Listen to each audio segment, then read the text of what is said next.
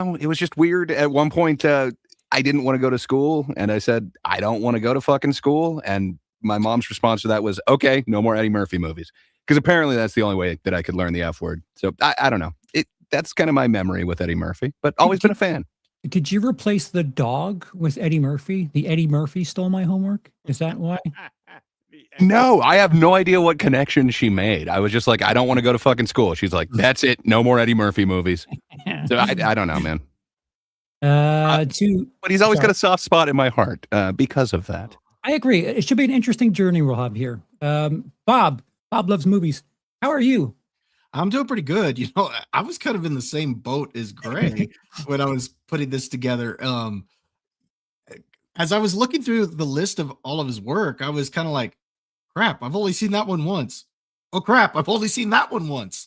And so, yeah, there were several on there that I only seen once. And I was actually kind of surprised by the way my list turned out. Yeah, I think nostalgia could be a good way to describe these movies because we'll get through it, but I certainly have a similar feeling. Warren, I know you really enjoy Eddie Murphy, and you couldn't possibly confuse him with anyone else. Warren, nope, not at all. You? I'm doing wonderful, and Eddie Murphy. I watched a lot of his movies as a kid. We had the satellite dish, and we had HBO, and I remember my parents like watching Coming to America when I was young, The Golden Child, Nutty Professor, like all of those like comedy hits. I didn't watch much of his more serious stuff that he did later in his career, but I do have like a fond memory of him. But at the same time, though, it's kind of like it was kind of surprising it wasn't too difficult to make this list because I made it about 34 seconds ago. So, but it's I have a nostalgia factor with him, but at the same time, though, not as much new stuff as that I've been following him on with his later stuff. Even though I heard it was good, I just haven't watched it. And lastly, Laps, how are you, sir? I was very loud. That's what I am today. No, I'm good. I'm good.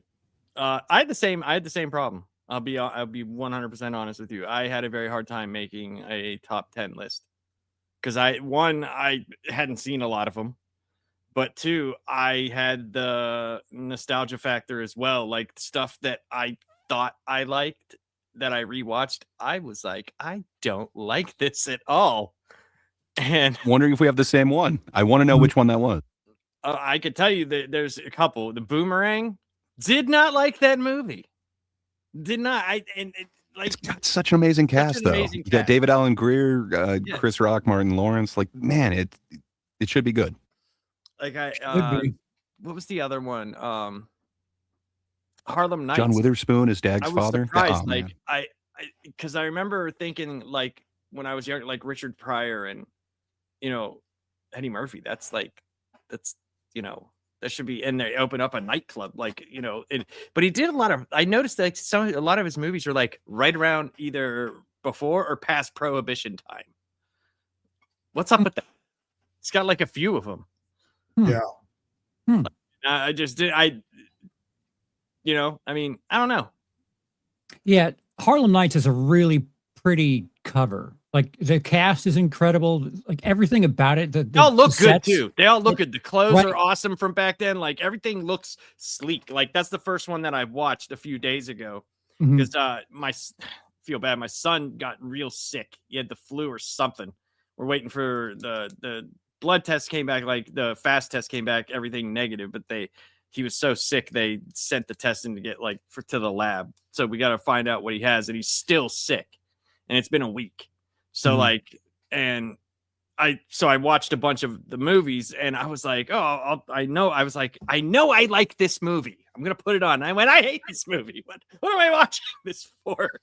And, but yeah, like everything looked great. It was even filmed really well, because everything takes place most of the time at night.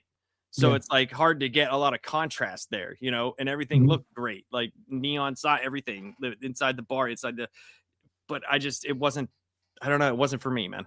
Wasn't for me. The substance, there's not really a tangible thing about that story that you could point to. And Richard Pryor is I've never seen him so Superman 3. reserved. Okay. Superman 3 Touche. is no, it's the opposite of Superman 3, where they wanted a funny guy, Richard Pryor, and he's not funny. Mhm. They needed funny guy Richard Pryor to be funny, and he's very like he's Yeah, the just- adult dad Yeah. figure. And it's like, all right, whatever. Yeah. So Eddie Murphy's important to me for a couple of reasons, and since both Delirious and Raw were released to cinemas, I am counting his stand-up specials because they play an important part. So you're to cheating? me. I'm cheating. Was it released in cinemas? You're right. I don't think half of his things were released in cinemas. Like I know ones on my list weren't. A lot of his later ones were direct to streaming services. That's fine. So I don't know. Is that a requirement? Because you No. didn't say it had to be released to cinema. Anymore, No, I didn't released say to that. streaming services should just count because it's like Sure. there's D-tier quality movies being released to streaming all the time, and there's streaming quality movies being released to theaters too. So, yeah. Yeah, Netflix. I mean, Netflix has kind of broken that. COVID has kind of broken that. But yeah, I think nostalgia is a big factor because the way I'm grading these is a bit more me, how I feel about Eddie Murphy in the movie and not the film itself. So I don't know if anyone else is doing that, but yeah, looking at these movies, it's like, I don't know if he has an A tier movie in him yet. Yes, But- he does. Does he? All right, well, we'll find Just a out. couple. So we're going to do a serpentine. Ooh. I will kick us off. My number 10 is I'm doing an audible because screw it. My number 10 is I Spy, 2002's I Spy with Owen Wilson. It was not in my top 10 until 5 seconds ago, but I wanted to spice things up. Great. if Do you I got to think add this to stage? The thing. Yeah. I didn't realize that I hadn't done that already. Okay. Yay. No. That's I that's Spy dope. is at number 10.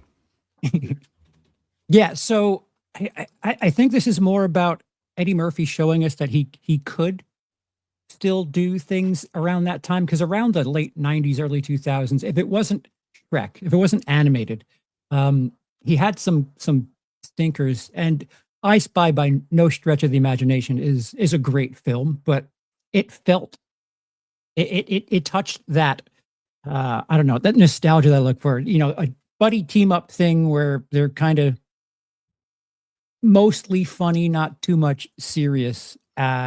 It's more vibes than anything, but I literally just swapped this out now.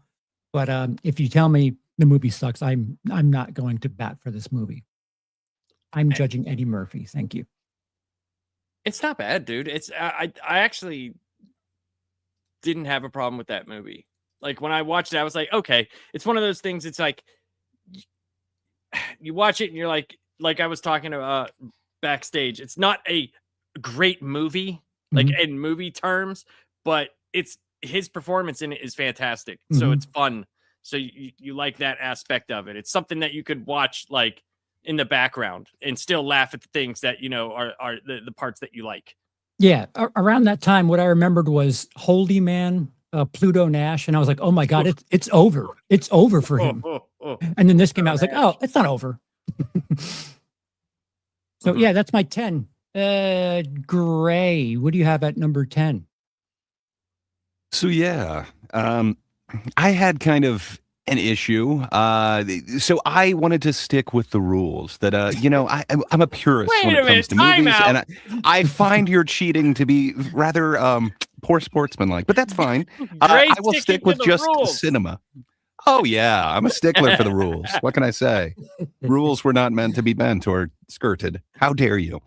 No, there was a bunch of them that were kind of my blind spots. I hadn't seen a lot of his kind of recent ones. I hadn't seen any of them that were kind of kids movies, I guess.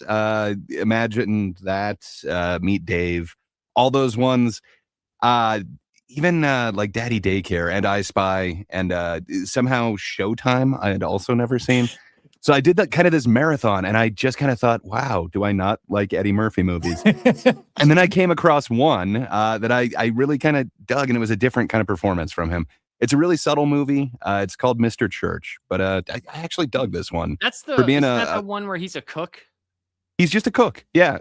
There's this single mother with a kid who's the mother has an illness, so he is brought in by a former lover to be a cook for them. And I don't know, man. Just somehow it spoke to me, and it was a performance that I really dug from Eddie Murphy. It's unlike a lot of his other ones. It's really subtle, but it showed a bunch of range. So yeah, I went with Mr. Church as my number 10. Was that streaming?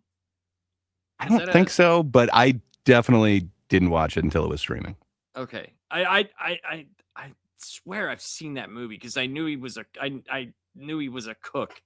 And I think my wife may have watched it or something, and I was in a room. But it wasn't, from what I remember, it wasn't awful. Like, it wasn't bad or anything like that. I didn't know what the hell was going on because I think I came in halfway and I was like, what is happening here? Why is Eddie Murphy cooking for these people?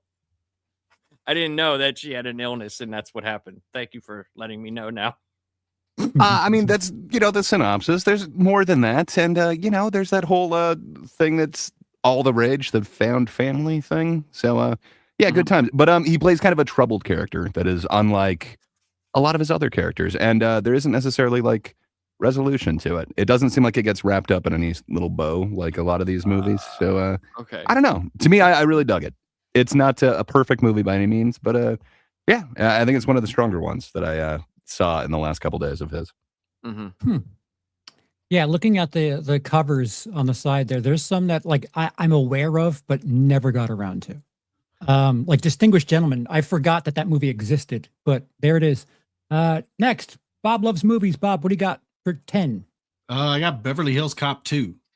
Ooh, okay. So, like to me, this is a fun movie. I don't think it's necessarily a good one, but I do think it's fun. I mean, you still get Eddie Murphy doing Eddie Murphy stuff, as Axel Foley, and it's fun. It's entertaining. It's one of those that I used to watch a lot when it was on TV as a kid when they would show it over and over. So both that one and the original, they showed those on TV a lot. So that one's my number 10. Nice. Warren, how about you? My number 10 is, and this is after extensive research. My number 10 is Trading Places. Oh, Ooh, wow. Yeah.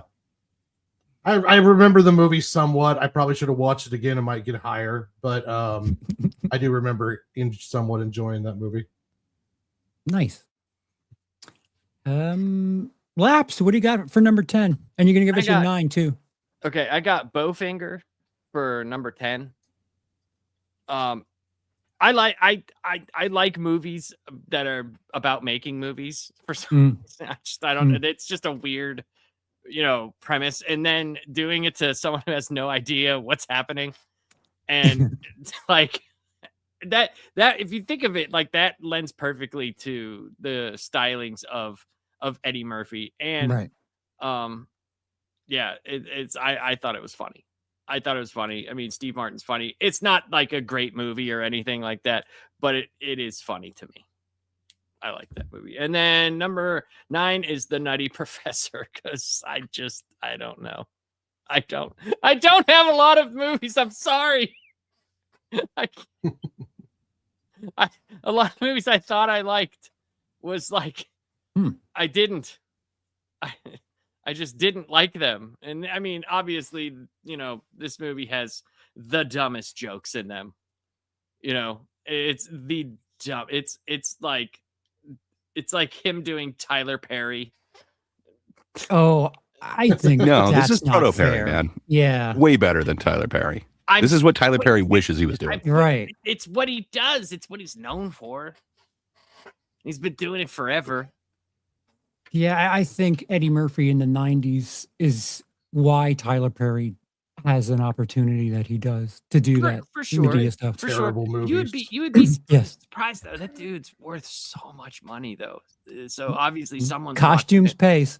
I mean, Medea does blank, and then we'll just film it. yes, I understand that Eddie Murphy did it first. Like, I get it. I'm just saying that's what he does. That's what Tyler Perry does. Yeah. That's what he does. Warren, right back to you for number 9. For number 9, I have 48 Hours because I love a good cop buddy flick. I love it when they were putting comedians together with these more kind of actiony type stars, and I thought 48 Hours was a fun little gem. But Nick Nolte before he turned into went downhill terribly, but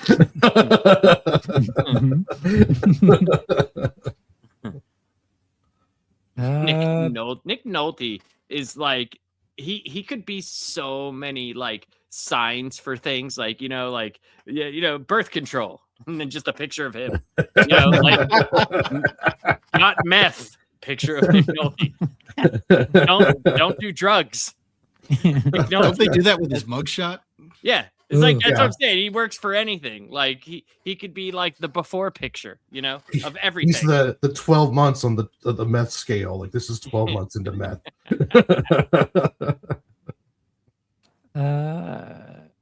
Bob, what do you have for number 9? I got Tower Heist at number 9. Ooh. I actually enjoy this movie. I think it's fun. Ben Stiller and the cast that they got with that is pretty good, and I like Eddie Murphy is playing this criminal who's trying to teach them how to be criminals. So I think that was pretty cool. I love the scene where he sends them into the mall to have the mall steal something. So I think that's great. And then he ends up, of course, trying to double cross them. But I think the movie's a lot of fun. Nice. Gray, what do you got at 9? Yeah, I might need to give Tower Heist another watch. But there was one that I was really unfamiliar with, and I also kind of dug. It seems like it is kind of peak Eddie Murphy. He gets to do a bunch of different characters, but he's not necessarily putting on the makeup. Instead, he's just being a scammer. I have The Distinguished Gentleman as my number 9.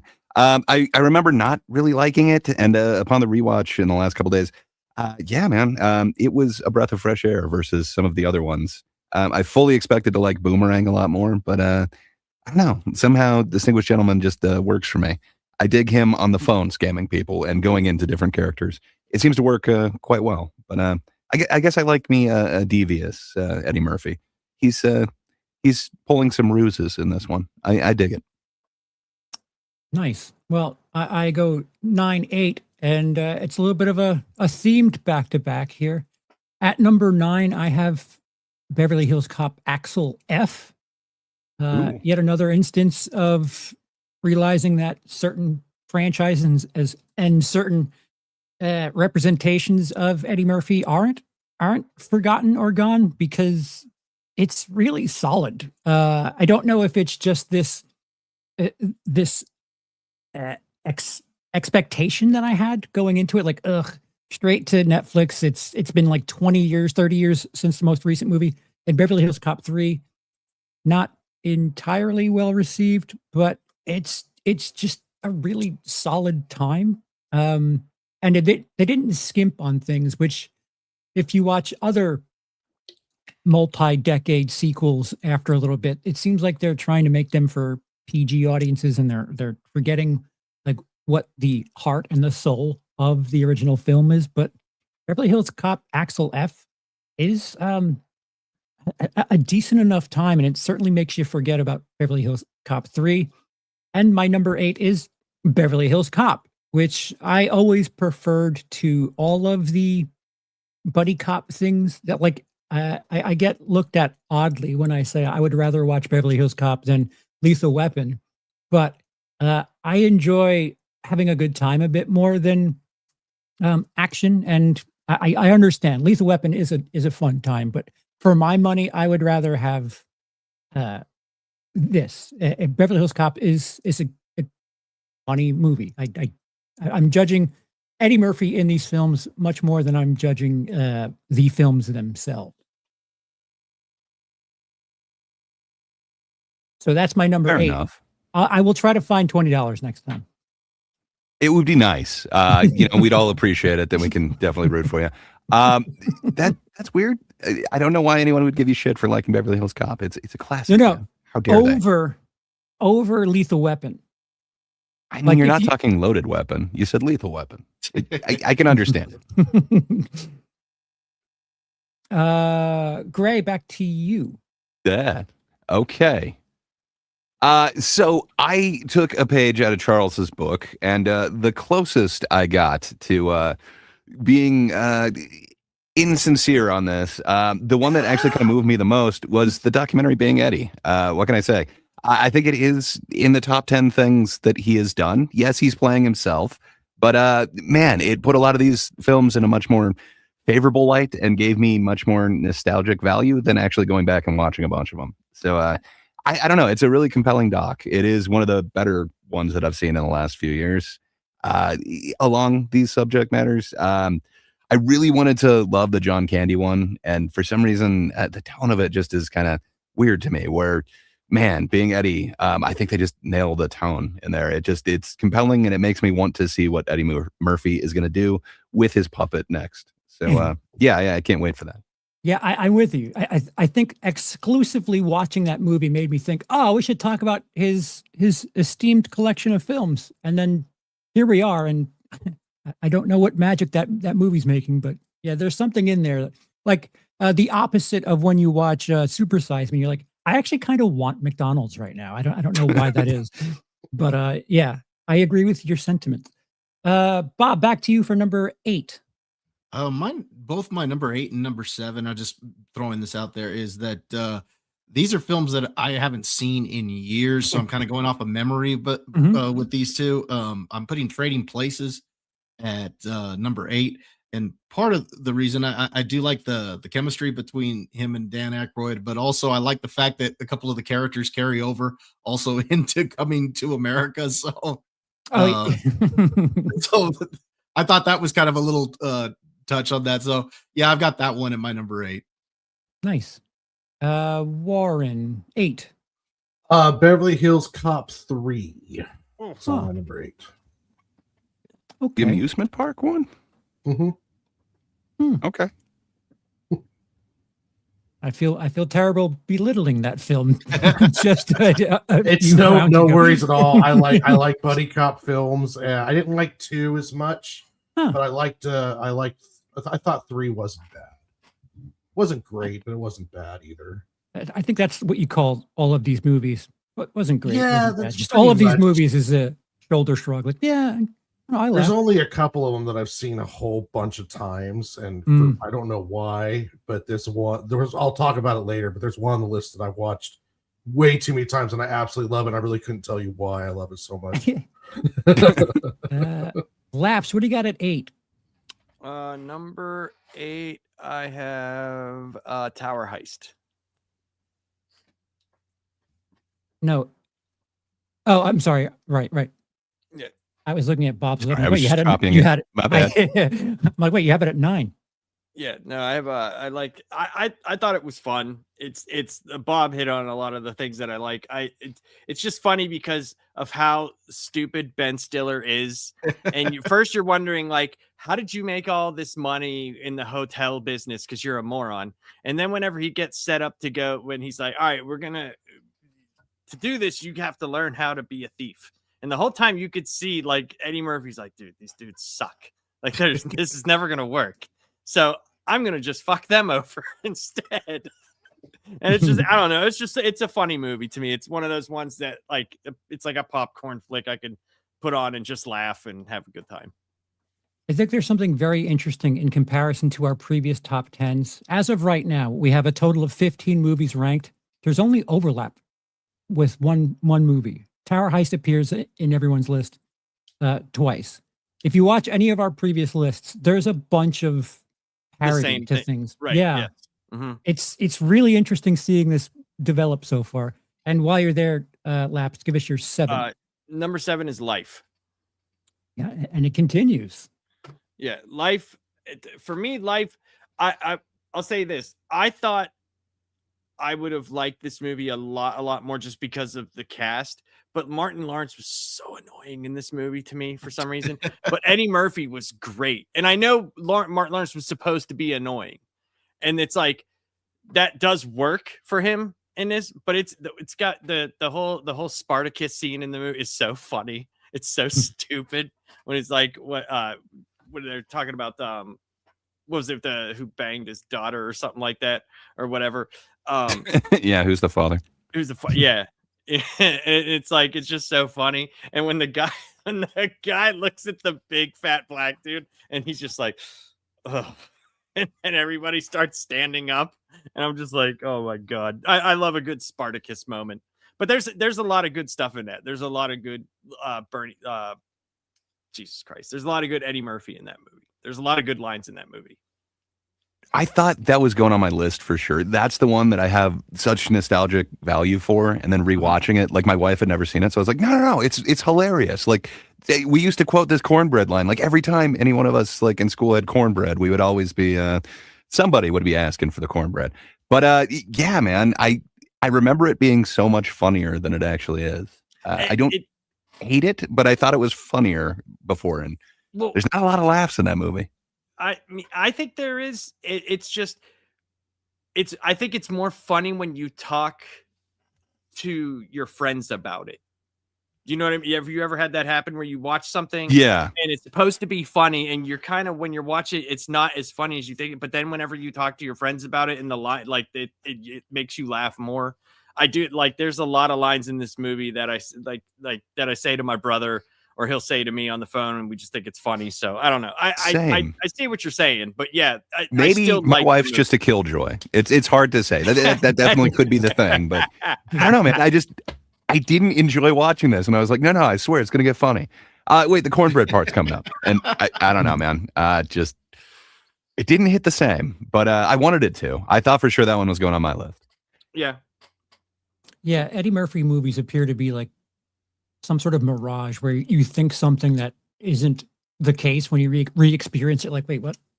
Well, I swear it's better than this. He's good in all of them. That's the thing. Right. Like his characters are good, and his lines, the way he delivers the lines are good.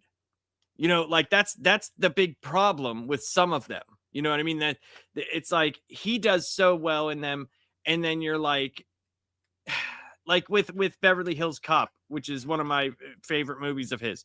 It's like you remember it being, it's still funny, but you remember it being a lot more funny than it is. And you remember the interaction with Judge Reinhold being funnier, but it's Judge Reinhold. And you're like, right. Oh, yeah, he's not really funny. Yeah, Eddie Murphy. No, Billy Rosewood's funny. Okay. As a comedic talent, he brings everything up. Like when people compare like Kevin Hart or like Dane Cook movies to Eddie Murphy, if you take Eddie Murphy and put him in either of those actors' movies, those movies get better. But if you do the exact opposite, you cannot make Kevin Hart great in a Eddie Murphy movie. You cannot make Dane Cook great in an Eddie Murphy movie. You put Dane Cook in Life and it doesn't work the same. Well, for certain reasons, yes. Dane Cook is coming to America. It's not going to work. Yeah, there's just this intangible thing that Eddie Murphy has, and it's impressive. I don't know. The movies themselves, they have this weird aftertaste, but man, he's just killing it. Warren, number 7 for you. I recently watched this movie and I remember it being a lot better than when I first watched it when I was younger. And I thought it would be higher, but Coming to America, I just did not hit the same recently. So so that's why it's a little bit lower on the list. I would have thought it would have been higher, but I just don't remember it being. I remember it being funnier. I think I don't know. It didn't hit the same as it used to. Yeah. All right. I'll approach this later, but Bob, what do you got at 7? Okay, again, this is one that I hadn't seen in a long time, but 48 Hours is what I got at 7. I know Warren already kind of talked about it. You know, I think he and Nolte, they got good chemistry together. It's just not one that I've seen in a long time. So it might be higher up if I could, yeah, like if I actually rewatched it. Then again, it might drop out of the top Right. 10. But just based on what I remember, that's where I'm putting it for now. I could tell you, Bob, because I kind of a little bit know your preference. It might be in the middle or around the same. Like it's funnier because of what Nolte has become, right? That rather than you look back and you're like, oh, this is what he used to be before he turned into fucking whatever the fuck he is now. See, and like everything else I got on my list are ones that I've rewatched multiple times. So those I genuinely really like. The rest of them I'm kind of going off of memory. Well, the last two, and then Beverly Hills Cop 2, I did really like that one again. So I don't think it's a good movie, which is why I have it as low as I do. And then Tower Heist, I think, is a fun one. So, but the rest of them, Tower Heist. I liked Tower Heist. I think it's good. To be honest, I was surprised I didn't put it a little bit higher, but I just remember liking Trading Places in 48 Hours just a little bit better. Again, maybe if I rewatched them, I'd think differently, but I really do like Tower Heist. Plus, humor changes. The way, like, before you have children, after you have children, when you hit like your mid 30s to 40s, it just changes. It just does. There's things that I watch now that I can't even, like, if I talk to my like 20-year-old self, he'd be like, dude, you're dumb. Like, you are not cool whatsoever. I'm like, oh, well, that ship sailed a long time ago. Gray, what do you have at 7? That's a good question. We've talked about it a little bit, but I think it deserves better than it's kind of funny. It's Trading Places, man. It's a great movie. I enjoy it. It's up there. I think it might be my favorite Aykroyd movie. It's up there.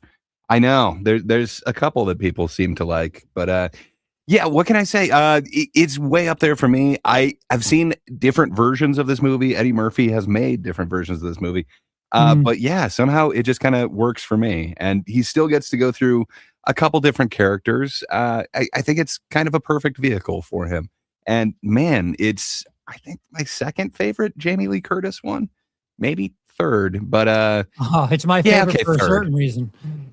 Yeah, it's got a couple of, I enjoy this movie.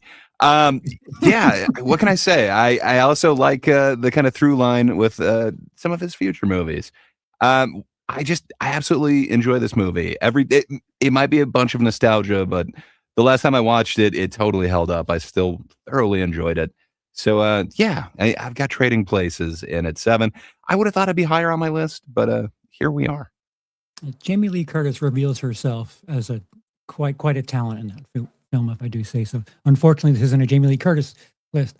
Number 7 for me is Shrek 2. And this probably has certain personal things going on. I was just a little too old for it to be like directed at me. And I had that, like, I'm not watching kids movies anymore kind of mentality. And it is a good movie. The thing I got kind of turned off with, I know Shrek 2 is a big deal to a lot of people, especially because it like remade a ton of money just last year. I didn't like the addition of Antonio Banderas at like the cat character, Puss in Boots. Dude, Puss in Boots, the movie was fantastic. I have not seen it. Oh, it's great. I love it. I think if you take away the how dare you puppy eyes looking up with the, well, yeah, I know, Greg. That is what makes the movie. That is what ranks Shrek 2 above Shrek 1 for me. Okay. All right. Well, this is why we're 5 different people giving 5 different lists, and Shrek 2 for me. If I'm going to Eddie Murphy, I'm not loading up Shrek 2 first, because Shrek 2 is more of an ensemble, and like we just brought up, the damn cat steals the show, and that's not the donkey. Damn it. I'm sure I'm in the minority in that case, but number 6 for me is the aforementioned Trading Places. It seems like we all have Trading Places in the same area here. Good time, like someone else brought up. It's similar. If you want Eddie Murphy in a similar situation, you can have 3 or 4 of these movies. But Yeah, I've broken my pause button on this movie for reasons that have nothing to do with Eddie Murphy. Gray, back to you for number 6.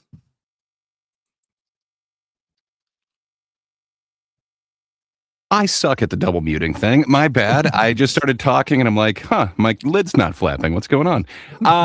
I too have, put some wear on a tape because of Dan Aykroyd. He is quite the fella. I agree with you, Charles. So my number 6, this movie is not on my radar. So there's a bunch of apparently Eddie Murphy animation that I was just like, no, I'm not watching. Not only animation, there was also the Doolittles, what was the other one that I just did? Oh, Daddy Daycare, the Haunted Mansions, all these that I was like, no, those are like kids movies. Like I'm not watching any of those. But I went back and watched a bunch of them because my wife told me to. And what can I say? Her love for this movie has shown me. So I recently had to watch Shrek 1 and Shrek 2. And I got to admit, that's some good voice work that he's doing for Donkey there. But I think he does better voice work in another movie. Mine number 6 is Mulan. I'm just saying, Mushu is awesome. And the reason why they made such a bad version for the live action one, I think the lack of Mushu is a huge part of it. Like it is essentially, I think what he did for this dragon is what was done for a certain genie by Robin Williams. I think it's amazing. I absolutely love me some Mushu. I was way more familiar with the sauce from McDonald's than I was this actual movie. But being acquainted with it more recently, I've grown to love this movie. And it's in one of my top Disney ones. And a lot of that goes to Eddie Murphy's amazing performance as Mushu. I just absolutely love it. Nice. Bob, what do you have at 6? Number 6, I got Shrek 2. Oh. And I love the addition of Antonio Banderas as Puss in Boots. Bob is right. I think that cat is so cool. I loved him with the big eyes. Actually, though, I do think Eddie Murphy does a good job with his voice work in it. I love it when he turns into a stallion. He's like, I'm a stallion, baby. And then I also love the scene where they're on their way to far away, and he's sitting there being annoying in the back seat of the carriage. I think that's great too. So I love Shrek 2. Got that at number 6. Warren, what do you got at 6? I got Beverly Hills Cop. Oh, yeah. I don't know why I thought you did that already. No, I did 3 already. Oh, right. Okay. Yeah. I was not a fan of 2 as much, but Beverly Hills Cop, the first one was awesome, and I really loved it. I haven't watched the Netflix one because I kind of assumed it would just be terrible straight to streaming nostalgia bait, but now I might go take a chance. I kind of dug it, man. I Yeah. really It's got some decent Zamboni action.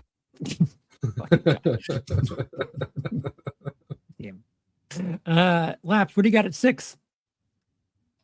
6, I believe I have. Yeah, Trading Places is 6. That's it. Just, I mean, there's really nothing else to say about it. Everybody said pretty much everything, about it. It's funny. It's a funny movie, but some of the stuff, and I've noticed this about a lot of like the 80s and 90s comedies. Like they're still funny to me, but maybe I've watched them too much that they don't get the same reaction out of me. It's still a very good, like a good solid movie, but I don't know. It just didn't hold up as well to me that I liked it as much. So, but I still think it's a great premise. You know what I mean? Like it's a funny ass premise. And there's some really good lines. The Aykroyd's hit or miss in a lot of things for me. And this one he's actually good, so I like him in this, and Eddie Murphy's pretty damn funny in this. But yeah, there's really nothing else to say that everybody else didn't say already. do you want to give us your 5 then? Yeah, 5 is actually the Being Eddie documentary. And the reason why I put it so high is because I had forgot, I forgot so much about Eddie Murphy because he had been in my watching of things and been gone for so long, even though I know he's made stuff. But this was like, I don't know, this made me go back, and that's kind of how you had the idea of doing this. I was actually going to have the idea of doing it. Was going to be a little bit later down the road, but I was actually starting to watch some of those movies again when I first watched this. And it was the same thing with the John Candy one. I don't think the John Candy one was done as well. They kind of went a little bit downhill near the end of like the middle to end of the documentary. It kind of felt like they were like poking fun at him. And some of the movies that I liked a lot by John Candy, they were kind of saying, oh, he just did this for money, and they weren't good. And I was like, huh, what? But this one really brought forth the fact that this man is hilarious, and he needs to have some better projects out there. And he could still be in the forefront because, one, he still looks pretty good. Like, he doesn't look like he's aged a lot. Fantastic for his age. Yeah, and he's still very quick. He's still very quick-witted. He could go out there and do a stand-up and it be hilarious. Yeah. So that's a hard thing to do. You know what I mean? Like, not doing it for like 40 years and then coming back and possibly doing one, and it still probably be funny as fuck. Dude, I tell you what, like the fact that he's like teasing the idea of doing puppets, it's the best way he can maintain like that edgy nature that he had. Cause I know he brought up, watching some of his older material thinking, ooh, I probably wouldn't say that today. But if you have puppets, an Right, audience will give you a break if you're, Yes. a character is saying it that isn't you. So Yes. it's an interesting, I really hope he does the puppet thing and maintains his like blue humor through the puppets, because that would be fun. Yep. And I think it would be the spectacle of it. Number one, seeing Eddie Murphy with puppets was just, and how do they do it? Like, obviously he wouldn't be controlling them, or maybe he would. Maybe he's so into it with his puppet room that he is. But Maybe. But I think if there's like a stage show where he's interacting with them, that could be genuinely funny as hell. He's got some Frank Oz connections. I'm sure he could get in with some puppeteers. Well, that's what I'm thinking. But he's got that room, man, and it looks like he's doing a little bit more than he's probably putting on shows for himself. It's just the way they filmed that documentary was so funny. They are in the largest room I've ever seen a man live in, and all that's in there is a small couch chair and a coffee table this big. Like, what else are you doing in there? Well, he needs room for his puppet activities. That's what I mean. That's what I'm saying. He's doing the puppets. But like watching the way that this star of Saturday Night Live like comports himself, the way that he talks to like the person interviewing him, and then seeing that Chevy Chase doc, man, it's just like a world of difference. And the way that he was like paying for gravestones for certain people, like the comedians that had died and nobody paid attention to, or didn't have family or stuff, and he kept up their he's just genuinely seems like a pretty cool dude. Yeah. So that was pretty touching. So I put that on there because it just brought him back into the forefront for me. So yeah, would it have been higher on your list if they got into some of the weirder controversies, like his probably legality not. troubles? The only reason why not is because it's like we already know that stuff. I kind of wanted to know what he's been up to for however long. Like I said, like I haven't watched any of his stuff besides Shrek because I had kids, but past a very specific time, you could kind of tell on my list here where I kind of stopped watching things, because everything else is kind of older. So, I don't know, man. I don't know if it would have made it a better documentary if they got into that, because who knows what he would have said, because he's so different, he's so different now than what he was. Like Charles said, he, watching some of his older stuff, I might not say that.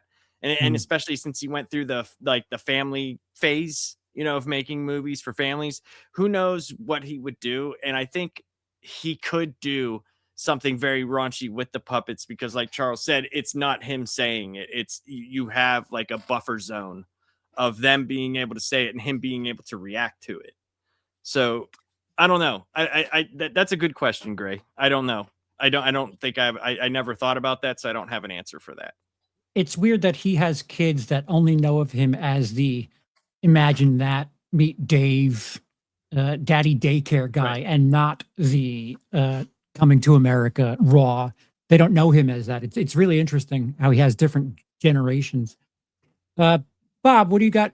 Excuse me. Warren, what do you have at number 5? Nutty Professor 2. Clumps? The Clumps, you say? The Clumps, I say.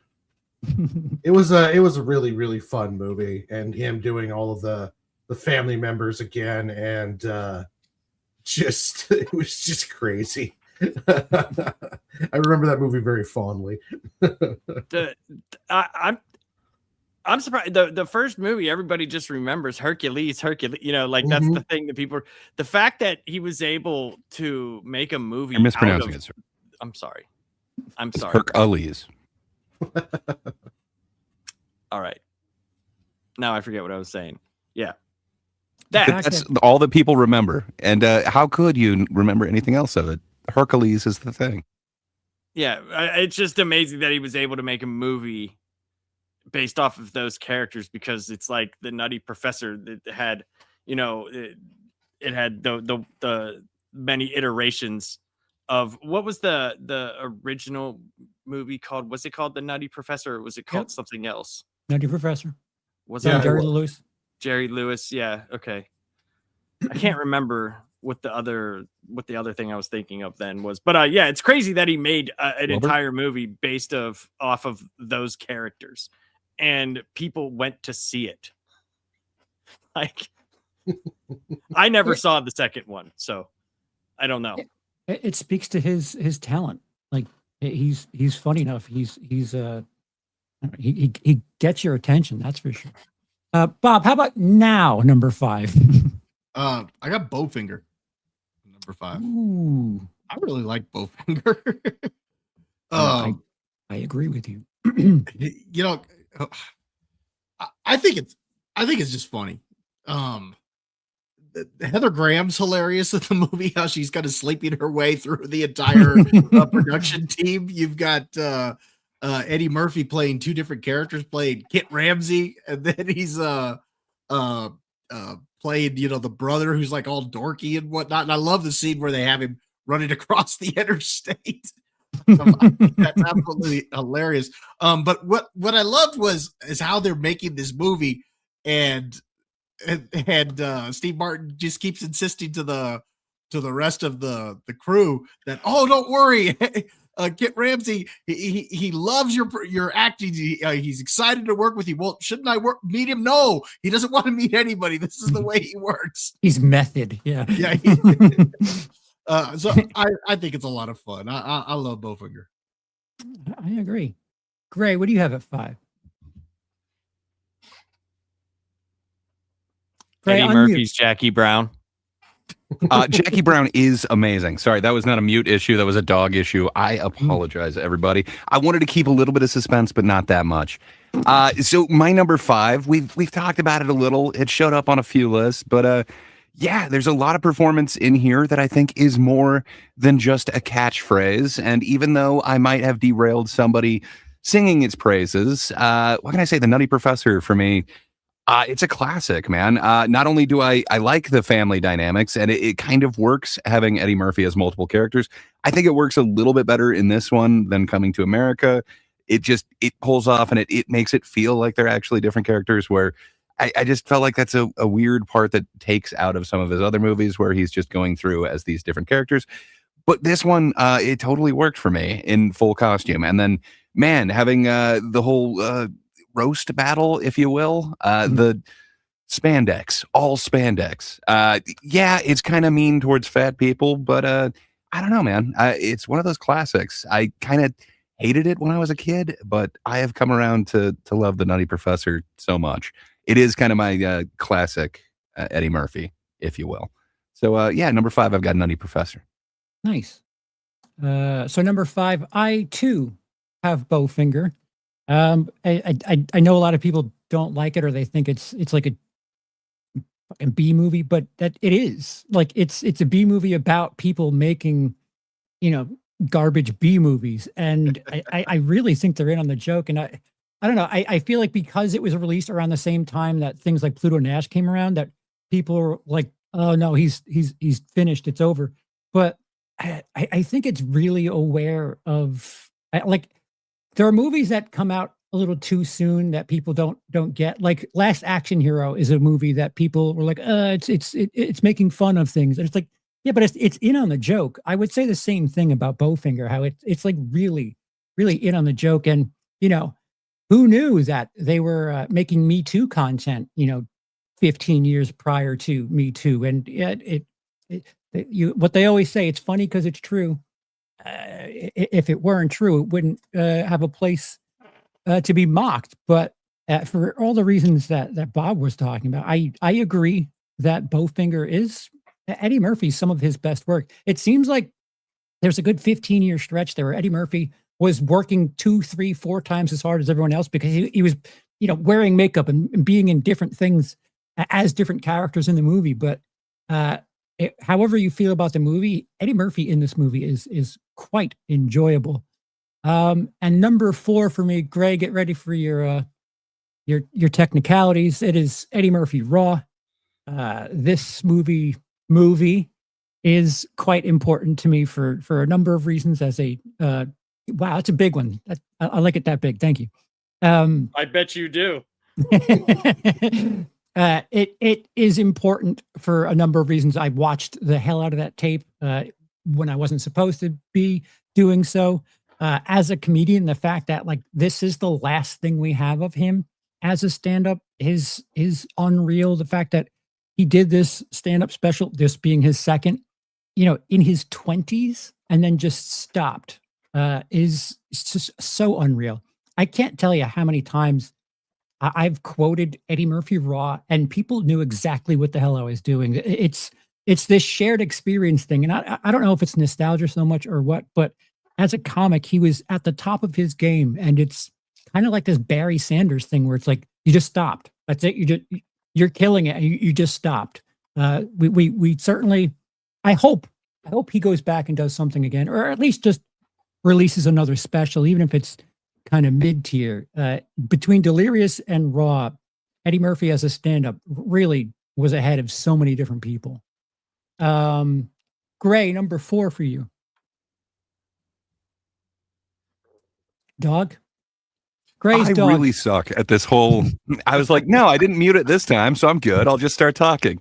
Yeah, my bad. So for many of the same reasons that you guys have spoken about this movie, and perhaps to the dismay of the chat, my number 4 is Bowfinger. I absolutely love the performances in this, and I'm also a sucker for films about making film. I don't know why, it just kind of works for me, but man, getting Steve Martin as the con man, it works so well for me. I know it's not a good movie, but Sergeant Bilko, it kind of works the same way for me. I like Steve Martin as a con man. Of course, everyone loves Dirty Rotten Scoundrels, but I think this is an underrated Steve Martin as a con man movie. It works great. I don't know why it's got this negative I don't know, reputation. Just, man, I absolutely love this movie, and I love the performances that you get from every single member of the cast. And just, for me, it really holds up. I thought maybe it was nostalgia after watching a whole bunch of these other ones. He's got a couple other ones where it's kind of about making a movie. There's another one with Robert De Niro, Showtime, where it's instead kind of like a cops-based program where, is it Rene Russo comes in to essentially film them doing cop stuff, and Eddie Murphy wants to be this actor. That just fails on so many levels, where this, I don't know, there's just so much infinite rewatchability for me. I absolutely love it. So yeah, huge fan of Bowfinger with its huge finger. Is that an admission what you want? I want a huge finger. Yeah, Sufi, if you will. Thank you. No, I hugely have a great love for Bowfinger. It's a good movie. It's better than its reputation. I agree. Bob, what do you have at 4? I got Shrek at number 4. You know, I kind of, when I was making this list, wasn't sure if I was going to put Shrek 2 ahead of this one, and then it just ultimately I ended up settling on the original Shrek. I love Murphy's voice performance in that movie. Donkey's hilarious. Mhm. I think he absolutely steals the show in the first film. So give me the Shrek at number 4. Plus being introduced to all the other characters and Eddie Murphy being able to riff on like Lord Farquaad. Like there's just too many adult things in there that, and I'll get into it a little bit here whenever I add my Shrek to the list, and I will talk about why. But there's a lot of things in those movies that are enjoyable for adults, Oh yeah. and I'll get into it whenever I do mine because it's coming up soon. Warren, what do you have at 4? I have Shrek 2 at 4. And Shrek 2 is a very solid sequel. Mhm. I don't think it's as good as the first one, but it's super, super close. And there was, I really did like Shrek 2. It was much better than 3. They did add in Puss in Boots, and there was some spin-offs on Puss in Boots, but the most recent movie was amazing. And yeah, I liked Shrek 2. For me, it was not better than the first one, but I still adore the film. Lapsed 4 and 3. Number 4 is 48 Hours. I really, really like Beverly Hills Cop, and I like 48 Hours. I just love buddy cop movies. I just do. And I just thought the pairing, in my opinion, was really good. I don't think he's as good as he is in Beverly Hills Cop, but I think they were trying to find at that point in time like what they were going to do with him, because like Beverly Hills Cop was everybody loved that movie. Like so many people did. I remember being young and hearing about Beverly Hills Cop and how great it was and not being allowed to watch it. So, wanting to be able to see it. And when I saw 48 Hours, I was like, oh, this is like really cool. Like, I like this. And Nick Nolte, Nick Nolte's, it's hard to explain because of just how crazy he's become. But back then he was doing a lot of movies back then. He was a big star, and to see him as he was like the big guy basically on campus in that movie, but Eddie Murphy completely steals it from him, and that's doesn't happen all the time. We've seen careers get launched that way, but not with someone who's more straight and then someone who's the funny man. It's usually like they go separate ways, but they came back and made another one, which was not good in my opinion. That's just my opinion. But usually you have one person go on and do better. But the fact that Nick Nolte was already a big star when that came out was very interesting to me. I thought that was pretty good. It's a good movie. I could still watch it today and appreciate it. But my number 3 is Shrek 2. And Shrek 2, Shrek 2 it's one of the first movies that I took one of my sons to. And I can't remember when it came out. Does anybody remember the 04? Okay, yeah, 04. Okay, so he was 4 years old. So, and I had not seen the first Shrek at the time, right? And my wife, and this is back when DVDs were a thing, like he liked watching Shrek. He thought it was funny. He didn't really understand it, obviously, because he was too young, but this was like the first theater experience.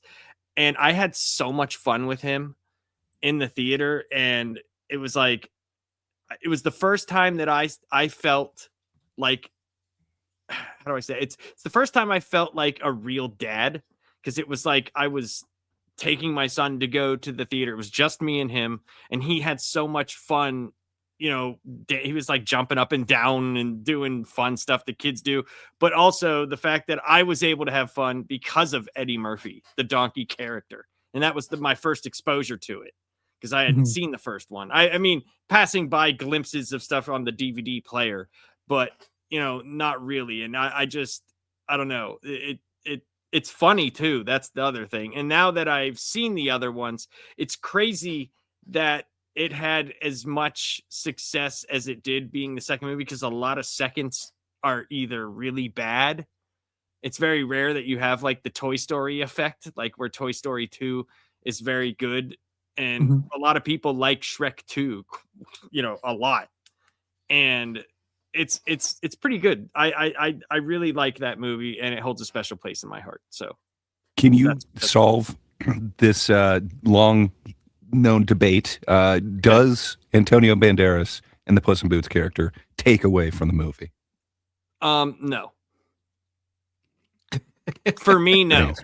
I like him in there, and I actually like the Puss in Boots movie. I think that movie's funny as fuck. So, no, I liked him in the movie. Thank God film is subjective. Yeah. Warren, what do you got at number 3? Subjectively, I have the Nutty Professor. I really love this movie. I've always been a fat kid, so I kind of understood when they were, the jokes and how it could feel not to want to be a fat kid. And so that kind of touched me a bit, but also too, just him acting all the roles of the family. The grandmother was probably one of my favorites of the whole family when she was talking about just all sexually charged up and shit. And yeah, she's the whole film was good, and I remember really, really enjoying it when it came out. And Eddie Murphy was just amazing in that. Yeah. Bob, 3. I don't know if y'all remember when we did the Disney ones. This was my all-time favorite Disney animated film, and I think it's Eddie Murphy's best voice work, and that for me is going to be Mulan at number 3. Like Gray, I love me some Mushu. That is what is missing from the live action version. I hated the fact that Mushu wasn't in the live action version, and supposedly it was because they wanted to be more realistic, but didn't they have like a shape-shifting witch or something like that? I'm like, yes, they did. I'm like, hello. So that was really stupid. But I think he's great in this movie.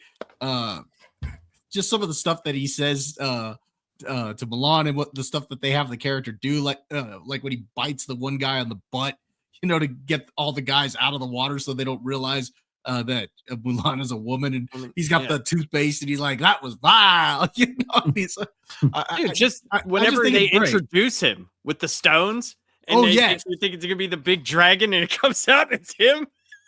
What I like also is where he breaks the stone dragon, and he's holding the stone over his head. I am the great stone dragon. Yeah, it's phenomenal. Yeah, I love like Mulan. This big mythical thing, and then it's fucking Eddie Murphy. So yeah, I got Mulan at number 3. Ray, what do you have at 3? Hey, I'm not muted this time. Hey. Solid pick on 3, Bob. Maybe I should raise mine up a little bit, but at number 3, for me, it's pure nostalgia. I absolutely love it. And I was so excited when I heard that there was going to be a legacy sequel. I thought maybe this would be amazing, but it did not work out at all for me. So yeah, my number 3 is Coming to America. I just absolutely love the humor that's in that one. What can I say? It still holds up to me, and I absolutely love it. Plus, I think this was my introduction to Samuel L. Jackson. Oh wow! Yeah, I'm just saying, I absolutely love this, and I love the Mac. Now I can't even remember. Dowels? It's been too long. Yes, I need to see it again. But I absolutely love it, and I think this is my favorite Arsenio Hall movie. So yeah, So let me ask you a question: I have never seen the second one. Is it even? You're worth good. You watching? probably shouldn't. Okay. It Okay. I was it's just wondering. weird, man. You can tell that it's made in a different time, and it feels like Mhm. they're ashamed of what the first movie was. It's not good. Where Yeah. like Axel F, I kind of agree with Charles. It feels like it lives up to. They understood the assignment. Right. Okay. Okay. Yeah, I just wondered. imagine a sequel in your head. I promise you it's better. Just imagine one. You've done a better job than Oh, what they okay. did. Okay. All right. That is your homework. And you've I saved got you. yourself time. Number 3 for me is Nutty Professor. I think this movie is for brilliant reasons. I think it's incredible seeing Eddie Murphy act as every single family member around the table is just fucking hysterical and killing it where because of like you hear it in the voice that it's Eddie Murphy voicing these people with the exception of that small child. The fact that like there's this characteristic that each of those characters are definitely different. It just speaks to his ability to be a chameleon and kind of get into different roles and just be absolutely hysterical about it. This movie is probably responsible for why they were throwing him a bunch of like family friendly stuff in the late 90s, early 2000s. And I don't know. This is a family friendly movie. With the exception of the grandma saying, Mike Douglas makes me moist. There's a bunch of like coded humor there, but like, it was one of the movies that I was able to watch without being concerned for an R rating. And for all the reasons everyone else is talking about, he's just a fantastic comedian when it comes to being funny and being a chameleon in different roles. And don't sleep on the I can't remember the main guy. What's the character's name? I never remember. Oh, not Buddy Love. Oh, yeah. But the scientist one, but his emotional range Sherman Klump is Yeah, that's it. Dude, his emotional range where everybody is fucking with him and he finally is able to break out, and then whenever he realizes what he's doing. And like he does it, dude. I'm telling you, he's very, very good in that movie. Yeah, the wide range of emotion that he plays as that character, just that one, is already awesome enough. Not on top of all the other characters that he does, right? That are great in the movie. And it's a safe bully revenge film too, because yes, when he has with an awesome performance from Chappelle, right. I think people sleep on this movie.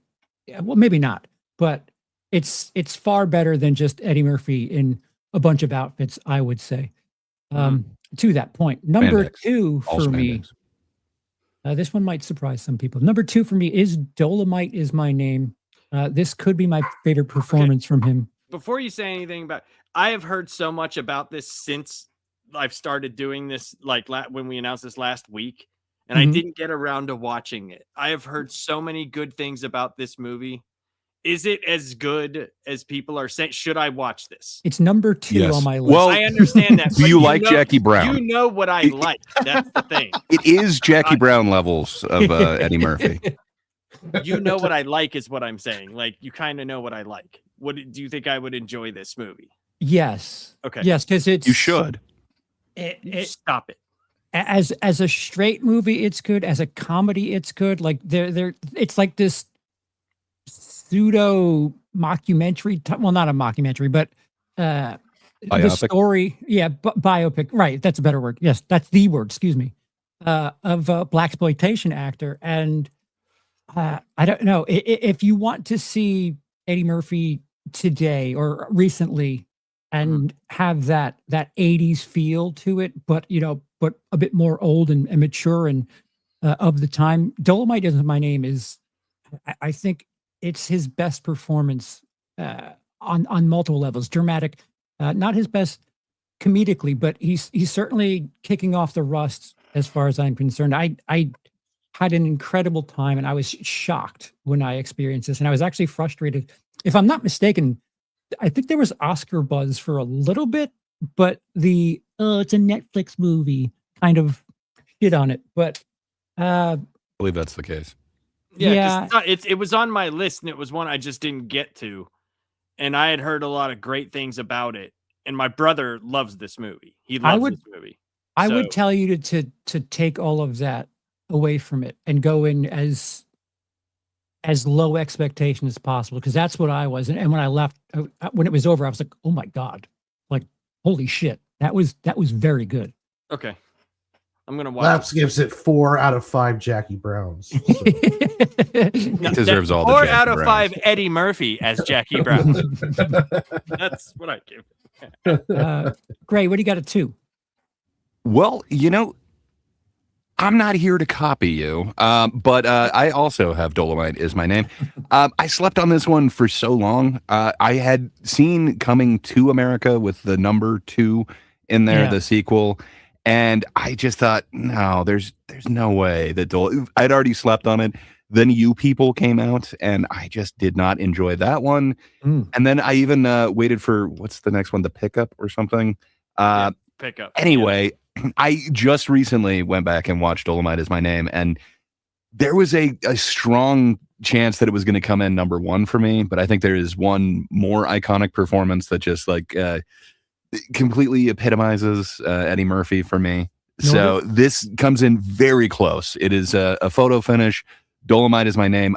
Man, it is the Jackie Brownest of performances and movies that Eddie Murphy is associated with. It is top tier. When Charles was saying he didn't know how many A tier ones, I think this one and Mr. Church I would totally put up there. I don't know if they're quite S tier, but damn, is it a good movie. And it's got that whole same thing of kind of Showtime, and same thing with Bowfinger, where there is this element of making a film inside the film. And I think it does it in a better way than some of the previous ones. So yeah, I highly recommend it. If you haven't seen it, go check out Dolomite is my name. Eddie Murphy is showing that he still has it, and man, he can kill it. But sadly, we're getting Coming to America, You People, and The Pickup instead. Is it sad that like none of us, at least not yet, have the one movie he was nominated for? No comment. Oh, you do. No, just yeah, I'm happy that I'm hearing all of this, because my brother, like, he's one of those dudes that like he gets into something and he'll be like, oh, you got to watch this, because he watches a lot of stuff. He knows I don't, and you got to see this. And there's been many times I've watched stuff that he's told me to watch, and I was like, yeah, we don't like the same things. So, we're not on the same level. yeah. So I'm happy that I'm hearing this, because I almost everything you guys have actually told me to watch, I've liked. So, well, your bad take on Jackie Brown is the only thing that gives me a little bit of weariness about this, but I think you'd like it. So what is my bad take on Jackie Brown? Oh, just that it's not Quentin Tarantino's best work. Oh, okay. Right. So everybody on the panel, is Jackie Brown Quentin Tarantino's best work? Show of hands. I have my hand held high. Okay. Yeah. So do you say that to everybody else or just me? Mainly you. Yeah, of course I know. Damn it. He gives me so much shit. Bob, number So funny. 2. I got Coming to America. Coming to America? No. That might be my number 1. You don't know. Fair enough. But yeah, so Coming to America is hilarious. I actually did rewatch this, and the jokes still really landed for me. I love Mr. McDowell, and his little war with McDonald's. I think that's absolutely hilarious. Where I'm McDowell's, they're McDonald's. You got the golden arch. I've got the golden arcs. I think that's absolutely hilarious. All the different characters that he plays, in the barbershop. James Earl Jones is in this, so that's enough to elevate it a whole nother level. I mean, walking around with a dead lion wrapped around him, and they're putting the flowers, in front of him so he can walk on them. I think that's hilarious. It's just a fun movie. Arsenio Hall, I think he's hilarious as the preacher, because I had heard a Oh, lot of yes. preachers like that growing up, Mhm. and Oh, yes, that was yes. hilarious. You know, especially the way he would deliver the lines, and God, will, And the you know? God. yeah. I heard a lot of them over the years with that, you know, thrown in there. So, yeah, I just think it's a hilarious movie. It's a lot of fun. So I got that one at number 2. Warren, what do you have at 2? Okay, so this is the one that I've watched more than any other Eddie Murphy movie. Hmm. I honestly could not defend it as being a good movie, Oh, Norbit. but Not Norbit, I right? absolutely love this movie. Pluto Nash? Maybe it's the comic book nerd in me, maybe it's the fantasy fan of it, but it's the Golden Child. Oh, And I don't know Oh. if anybody remembers this movie or not, but it was like this. I just watched it. Yeah, I absolutely, when I was a kid, I absolutely adored this movie. I Uh-huh. still do. I wish they would have made more of them. It was like kind of like Axel Foley is taking on Tibetan demons. I mean, it was just had the great scene, especially as a kid, with the chick who's fighting in the house, and then the water sprays on her, and you get to see her boobs. Really and thin Oh yeah. white shirt for Oh, a yeah. reason. I just Yeah. absolutely adored this movie. I like Noopsy, and the villain was great, and I just watched it over and over again. The little Charles Dance. scene where they had Charles the Dance. claymation can dancing for the weird henchman who couldn't Oh, talk, yeah. and I just kind of felt like it would have been interesting to see them do another one of these. Like, but of course, I imagine it's not on anyone else's list, and Well- probably not many people remember it fondly. But Dude, it came in at like likes 12 pissing for money me. away. So I had only seen, I think, parts of it when I was a kid. I know I watched it on like a Sunday movie where they had commercials and shit. So I think I was like flipping away, but I just watched it in the last 2 days. It's such a weird juxtaposition between, like you mentioned, the puppeteer work and the stop animation for that amazing can dance. And then all of a sudden you get to like the Golden Dragon's house, and it's just like the worst set ever with just less than plywood walls that just like disappear as anyway. Don't get me wrong, I love it. Like it almost made it to my top 10. But I don't know, man. There's something about that one. It's There is fun. about the movie, when I was a kid, it just captured me, and I absolutely loved it.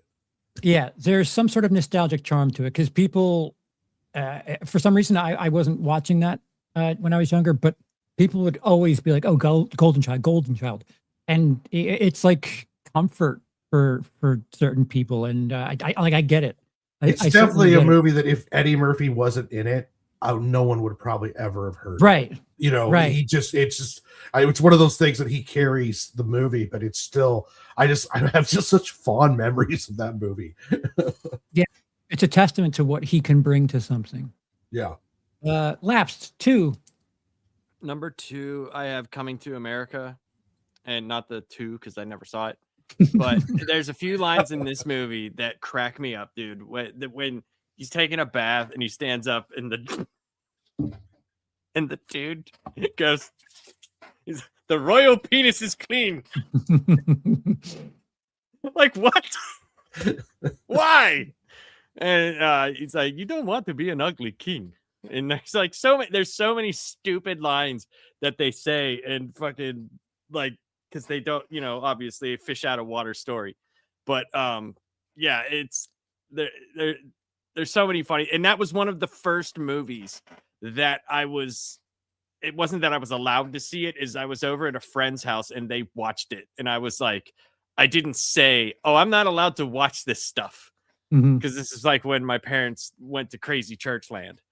And so I saw this and I laughed hysterically, and there was just so many parts of it that were great. So I had that as my number 2, and my number 1 is Beverly Hills Cop. It's the one I've seen the most. It's the one that I think he's most, known for. I mean, the Clerks cartoon did the spoof on the banana in the tailpipe. Like that whole court scene, which is just phenomenal. It's like, great. It is. It's fantastic. And just Axel Foley, man. Can you get? I mean, just I've seen more people online in Xbox name some version of Axel Foley that, or some person's gamer tag or something, any other movie character. And Really? I keep Yeah. coming across Jeffrey Epstein on PlayStation. For some well, reason. that's only He's still that's- alive. That's why. I told Gray this story. I get into a match at Arc Raiders, right? And I was running solo and it was in Buried City. And I just see like 15, 16 Raiders hopping around. And I'm like, I go near them, I get prox chat, and they're like, come on, dude, we're hunting Jeffrey Epstein. And this dude's name was Jeffrey Epstein, and he's just yelling like, I made a mistake. I'm sorry. And they cornered him in the hospital, and they just everybody like, dude, like 17 Raiders lined up and just shot the shit out of this dude. It was one of the funniest things I've experienced in that game. Anyway, Beverly Hills Cop. But yeah, through the years, yes, I've run into many Axel Foleys. Yes, like AX4L, you know, AXEL, AXIL. There's a chance one of them is Eddie Murphy, because if you watch the Being Eddie doc, he's a little active online. You know who plays a lot of Arc Raiders? Gilbert Arenas, the basketball player. Oh, He plays the shit out of that game. awesome. I hope he's Yeah. Be kind of cooler if it was Gilbert Gottfried. But, Would you it know. be? way cooler with him being dead and all. Yeah. Well, I mean, obviously, I want him alive. Actually, I'm in hell. Do you need these blueprints? Yeah, I don't know, man. I think it'd be fun. Do you have the medium gun parts blueprint? Warren, what do you got at number one? My number one is Shrek. Hmm.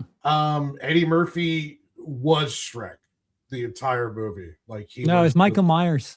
That was Well, Shrek. no, I'm saying is if he wasn't in that movie, it wouldn't Yeah, have right. worked. You know, No, I'm an it's asshole. like Don't mind me, I'm an asshole. yeah, Originally, it was Farley, though. I love Shrek. It was one of those great non-Disney animated cartoons. And Donkey was just absolutely amazing and quotable, and just he was amazing in that role, and his voice work. I am not a Mulan fan, but I do love Shrek. Well, I mean, you think about it. I mean, you go to Shrek 2. He did have sex with a dragon, so there's that. Yeah. That happened. That is true. Carrying that story forward. And in Mulan, he is a dragon. So look at that, connecting the dots. Oh my Oh, God! Just done. Bob, what do you have in one? All right, there's a lot of choices that I could put here. Mhm. I could put Coming to America. I could put Norbit, The Adventures of Pluto Nash, Daddy Daycare. There are so many good ones that I could put here, but those were all just eked out by my favorite Eddie Murphy film, and that's Beverly Hills Cop. I actually just did a rewatch of this one. That's the one I saw most recently because we reviewed it for Dad's Turn to Talk a few weeks ago, and I'd forgotten how much I loved this movie. And it's still funny. A part of what makes him so funny in this movie is that it's him reacting to the situations he's in. It's not even necessarily, you know, the situation itself. It's his reaction to it, which is what makes it so hilarious. Overall, I think he's just hilarious in this. I love the scene when he gets thrown out of the window and they arrest him, and as they're taking him away, he's like, "What happens if they throw you out of a car? You get hit for jaywalking, you know?" So there's just a lot of stuff that he says. The scene in the strip club is hilarious. You know, because what are the two cops' names? I always forget their names. Taggart and Rosewood. Yes. So they're both sitting there and they're trying to be all, you know, proper, and Eddie Murphy's just like, you know, just having a good time there and whatnot. So yeah, it's a great movie, a lot of fun. Of course, it spawned a franchise.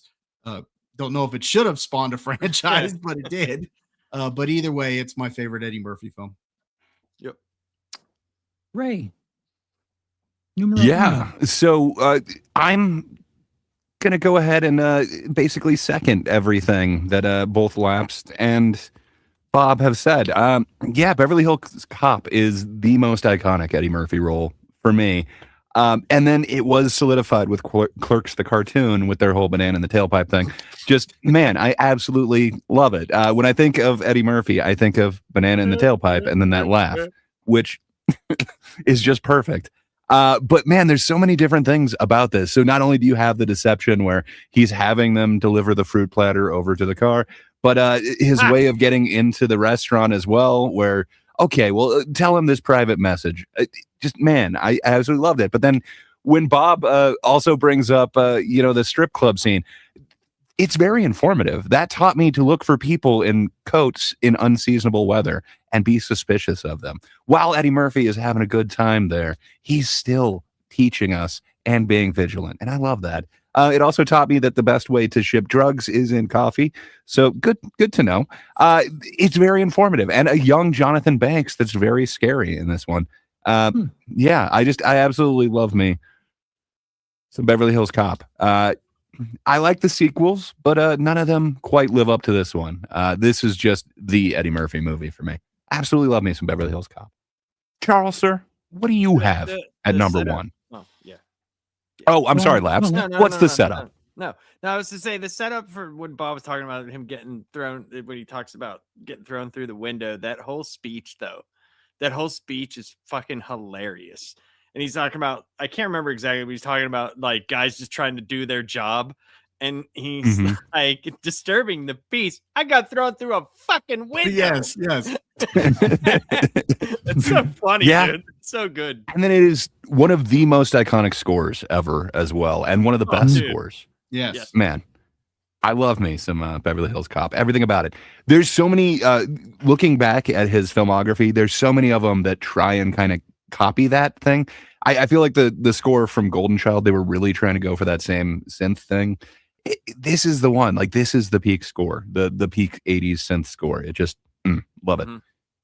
But Charles, sir, what do you have as number one? Apparently it's not Shrek 2 or Puss in Boots, but what Puss in Boots can't be. Yeah, my number one is Coming to America, not Coming to America, but the original, the OG Coming to America, the prototype of Eddie Murphy being a bunch of different characters in the same shot, the same scene. I think it's funny that there were a bunch of people in Hollywood that thought the old white guy was an actor that you could hire, and that's funny. That's fantastic. Right. So, like, just a testament to how great the makeup was. Once again, the chameleon that Eddie Murphy is, like most my first five, most of them are Eddie Murphy showing that he could be funny and be a different character convincingly, and do both at the same time well. The fact that I lived in Queens at the time too, we went and saw where McDowell's was. It adds something to it, but I remember watching this as a kid, and like Laps brought up, the royal penis is clean. That was the funniest thing. I would say that in school, like I knew what the fuck that was about. Yeah. And it's like the fact that it's like a classic Disney tale, but backwards. A rich prince looking for his princess, with the comedy involved. It's hysterical. The cast is brilliant. It may not be an S-tier film, but as far as a good time is concerned, whether it's nostalgia or what, for all the reasons everyone else was bringing up, it's my go-to. Then I found $50. What? 50? Wow. No, Coming to America is amazing, man. I wanted so much for that second one. I was hyped for like 2 years when I heard they were making it, and just, man, to see the legacy that they kind of crushed. I don't know why they do that. Yeah. To Lap's point earlier, Eddie Murphy was nominated for his role in Dreamgirls. Didn't make a single one of our top 10. I think it's just watched it for the first time last night. I think it would come in at like number 13 for me. It's a really fun Eddie Murphy performance, but just that's not what that movie's about. It would be Right. eh. But it's What I was- a really good Eddie Murphy performance. Like little is kind of said about the, like My Girl Wants to Party All the Time, Eddie Murphy, where he's out there, cutting a rug, if you will, while singing. And man, he really gets to showcase that he's still got that in Dreamgirls. But Yeah, didn't he have like 3 albums in the 80s and like 90s? Yeah. Yeah. Like Yeah. they hung weren't out great. with- no, they weren't. What was but it's showcased in just- Dreamgirls was a little bit better. But Well, it's just man, he interesting. pulls off a convincing James Brown in that one. I've never seen the movie. I remember when it got nominated because it was like a big deal. That he would like, could this possibly happen for, how it's like when Robin Williams was chasing the Oscar where Eddie wasn't, and it was like, it came out of nowhere, and it was like, could this happen for someone that has pretty much made you laugh your entire life? It was pretty interesting.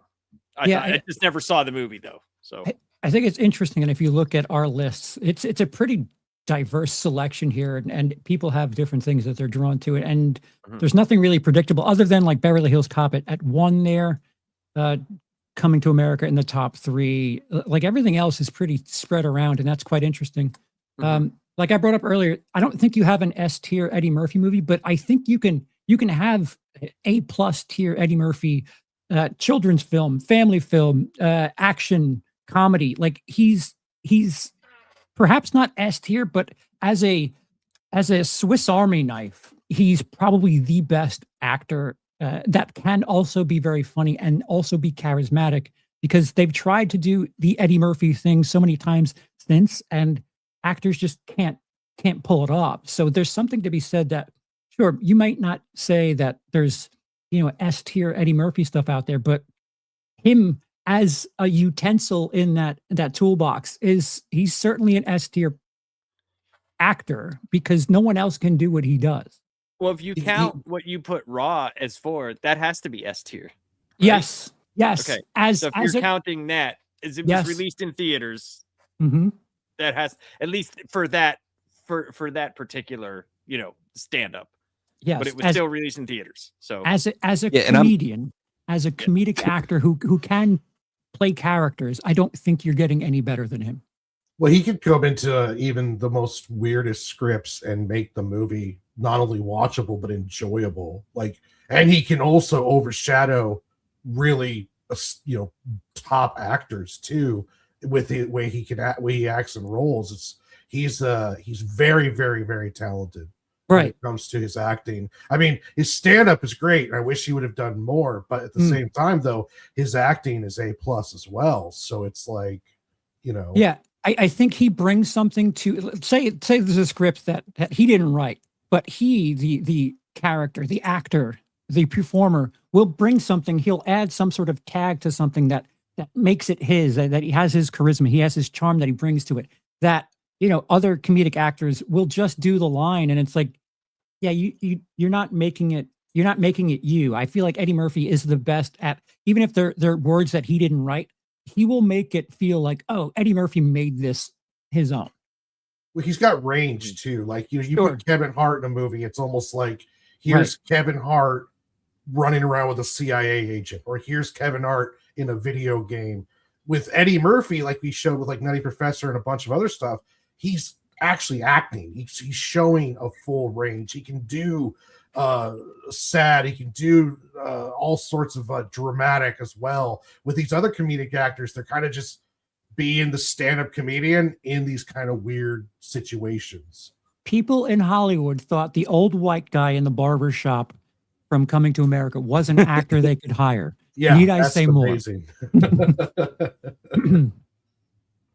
yeah. So I appreciate, Charles, you taking the reins on this one. I do. Yay. And we're going to switch gears a little bit for next week. We are going to be doing our top 10 Jackie Chan.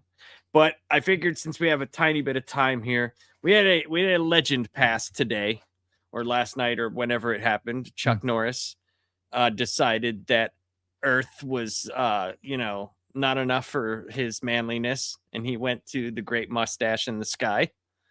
So do you think that Chuck Norris's persona, I would say, because I've seen a lot of Chuck Norris movies, okay, and they're not good, I would say, but he's been in some iconic scenes, he's been in some iconic scenes, like his scene in Bruce Lee, the Game of Death. That's pretty iconic, even though that's like a hodgepodge of stuff from Bruce Lee's, stuff, like basically turned it into a movie. But did you guys like Chuck Norris growing up, or do you have anything to say about him, Warren? I watched a lot of his films growing up, but you're absolutely right though. Like nothing. He was always kind of like a B level when it came to all the other action stars during that time. Like I remember fondly the Prison of War movie he was in. I forgot what it was called, but he was like a prisoner at a Vietnam camp, and during at Vietnam, and they put like a rat over in a bag and put it over his head, and they pull it off and he's like chewing on it. And then they had those movies where he was like saving people. But I remember most fondly was my grandmother was a massive fan of Walker, Texas Ranger, and she would watch every episode if reruns were on, when TV Land, or like if they were showing it, she recorded them. So I remember watching a lot of Walker, Texas Ranger, which was essentially him just spin kicking people in this series. And I do have some fond memories of that. It's interesting though, because like without the Chuck Norris memes, he probably would have disappeared from the zeitgeist. But then those memes really brought him into almost like a weird legendary status when the people were doing the whole Chuck Norris facts. And right. But yeah, I remember most fondly from Walker, Texas Ranger, because my grandmother, she would get excited and she was hooting and hollering, and she absolutely loved watching her Chuck Norris Texas Ranger shows. Yeah, so I'd say his biggest solo movies were like Long Wolf McQuade, Delta Force, Missing in Action, and Code of Silence. But the one I think he's remembered for the most is his appearance in Sidekicks. Like that's like a lot of people remember that, and was that the Jonathan Brandis, right? That was him. Yeah. Brandis. The kid. Right. But it also has Beau Bridges in it, man. Joe Piscopo. Right? Yeah, sure. Piscopo. I don't know if this is right, but I think Chuck Norris did the nunchuck scene in that. I'm not 100% sure on that one though.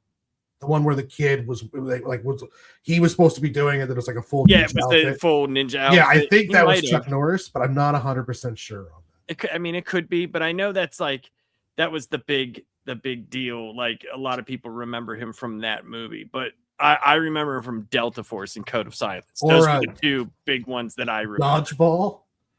Oh, that's right. Yes, that's right. I remember that. That's right. And the funny thing that I remember Walker, Texas Ranger, like that, that was a big show, man. That was a really big show. It went into syndication. You don't normally go into syndication unless you're making money. So, Bob, do you have or I'll go to no, I'm here. I'm here. Bob, do you have any Chuck Norris memories, or the man was an icon. Like my son growing up didn't even know who Chuck Norris was, and he was telling Chuck Norris jokes. And I had to turn around and ask him, "Do you even know who that is?" No. And so I had to tell him who it was and whatnot, so he could understand the joke a little bit better. But I mean, he was larger than life. As far as his reputation, we all kind of saw him as the big tough guy, the baddest man on the planet type thing. Like you, Sidekicks is probably the movie I remember him the most from. Also, I do like a scene that he's got in The Expendables 2, where he saves them all, and he basically tells a Chuck Norris joke. I think that's hilarious, where Stallone's like, I heard you got bit by a king cobra. And he's like, I did. And after 5 days of agony, the cobra died. You know, I think that's great. But yeah, Acknowledging Walker it is Texas pretty good. Ranger is probably the one that Oh. you remember him most from, as far as from entertainment, because that ran for what was it, eight seasons? Something I like think that. so. 196 episodes. Yeah, Woo. so And yeah, and yeah. where how I knew of it, because I as sad as this is, I watched Matlock a lot. That was in our family. The one guy that was Matlock's private investigator is the same dude that was Walker's sidekick guy, and he left Oh, yeah, he Matlock. is. He left Matlock to go to that show. So I can't remember the guy's name. I just remember him in Matlock. His name was Conrad. I can't remember the actor's name. But yeah, that's crazy. But Gray, do you have any Yeah, kind of Norris everything that was stuff? mentioned before. My grandpa was super into like John Wayne and Chuck Norris movies, so I saw a bunch of them when I was a kid, like Delta Force, Missing in Action, all of those. Yeah. But the ones that I actually remember, of course, there is Walker Texas Ranger that was always on, and it seems like my grandpa really enjoyed that one. So I've seen way too many of those episodes. Same But here. I remember Sidekicks. I don't know why I have such a vivid memory of this movie. I think I've only seen it a handful of times, but man, that kind of sticks with me, especially like the Chuck Norris thumbs up thing. Just man, I kind of dig that one, but there's one movie that really stands out. I had forgotten about a scene in Dodgeball. That's probably the one that I enjoy the most, but there's this like guilty pleasure. Just the synopsis of it is: with his cop companion shot and killed by terrorists, Reno the dog pairs up with tough cop Jake in thwarting the criminal organization. It's Top Dog from 1995. Oh, I forgot about that It's one. kind of like Turner and Hooch, but this time we've got Chuck Norris. Yeah, I dig that one. I understand why it only gets like a 4 rating on IMDb, but man, it has a soft spot in my heart. Let's not forget that cast, man. You say you got Bo Bridges, you got Mako is in the movie. Oh yeah, and what's Danica McKellar? You got Winnie Cooper is in that movie. oh yeah. Yep. I totally She forgot plays- about that. Yeah, she plays like the heartthrob for him. And Richard Mole is in that movie. How about Night that? Court's own. Yeah. Yeah, Yeah, the man. one and only. Sorry, there's one other thing. I'm assuming I got these. So I think I inherited them from my cousin. So I'm assuming my grandpa got it for him at some point. But I inherited a bunch of toys from the old Chuck Norris Karate Commandos show. Mhm. I don't know. It was weird, but they were really fun toys. I kind of dug them. But I So inherited these really old toys when I was a kid. in the early 80s, when I was like five or six, it was like 81, 82. Point Karate got real big, like it was huge, like for some reason, and he was one of the leading guys on there. And they brought the ISKA, which I still think is there. It's like a kickboxing thing, right? And he was all over ESPN when it first started, and like they had like weird like breaking like people would break shit, like weird things that you would see on ESPN late at night. And he was like real big into bringing martial arts to the forefront in America, before we got into like everybody thought they were a ninja, like He was There was that huge in boom. karate. Absolutely Yes, huge in huge. karate. Mhm. And one of the reasons why he got the Bruce Lee movie role. I know there's a great video on YouTube where someone takes the scene where they're getting ready to fight and they're like taking the shirts off and they play some like real sexy music. It changes the whole aspect of that scene. We see him stretching and Well, that was the thing he had talked about. Chuck Norris had done an interview where he talked about like, because people hold Bruce Lee in this like mythical, standing, and he was they basically asked him, they were like, who would win a fight? He's like, look, he was like, Bruce may have fought a lot in China and on rooftops and stuff, but he was like, but I am one of the best martial artists in the world. Oh, He's yeah. like, it wouldn't have been a fight, and I'm also 220 pounds. And I just started laughing. I'm thinking, like, dude, if he would have kicked him, it would have killed him.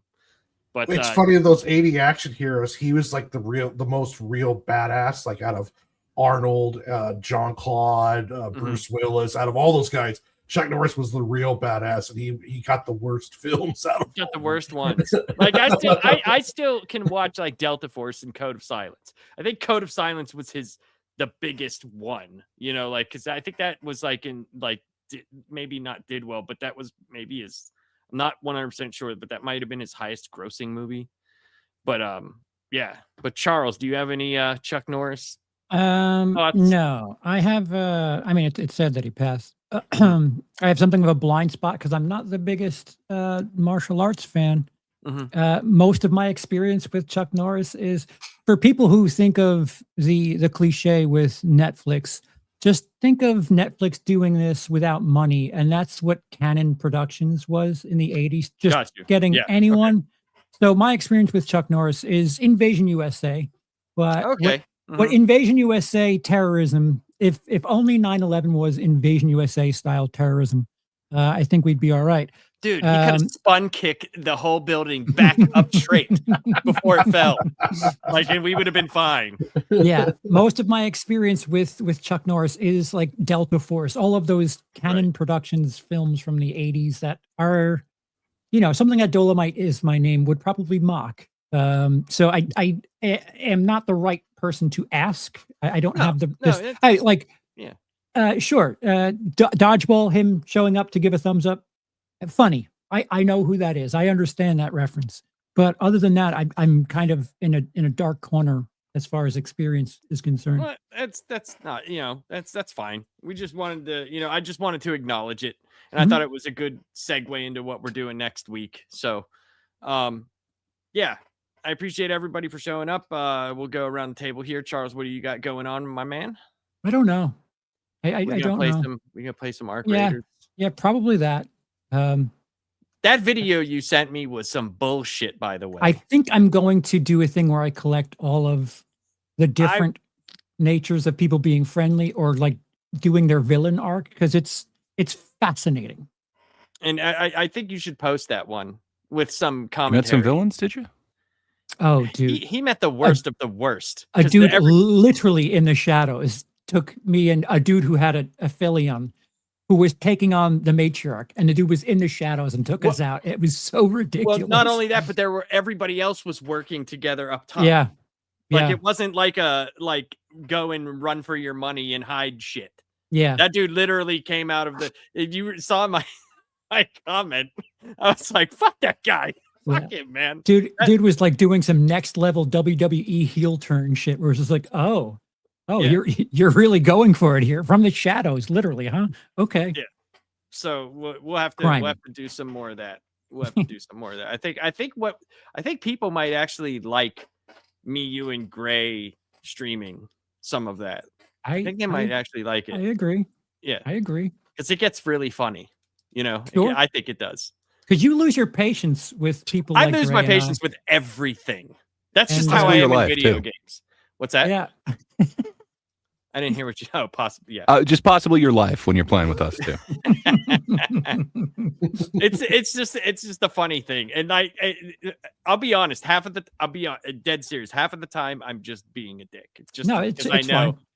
But there is other times where I'm like, you son of a bitch, you're 500 meters away from us. What are you doing? I was just like, we gotta go. All right, I guess I'll break out my guitar and take a slow mosey walk over there. or I tell Charles right at the beginning, I'm like, hey man, this is gonna be sweaty. We probably shouldn't do anything. He sets off a firework box as soon as we get into the map.